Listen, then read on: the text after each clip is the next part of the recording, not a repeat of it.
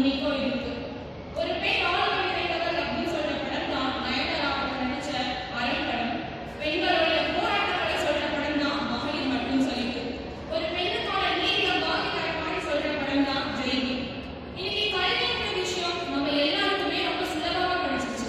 அதோட அருமை இன்னும் நிறைய பேருக்கு தெரியல. ஆனா இந்த கல்விக்காக பெண்கள் எவ்வளவு போராடினாங்கன்னு சொல்ற படம் தான் காட்டேரின்னு சொல்லிட்டு. இன்னும் பல படங்கள் வந்து பெண்களுடைய ஆளுமை திறனை சொல்ற மாதிரி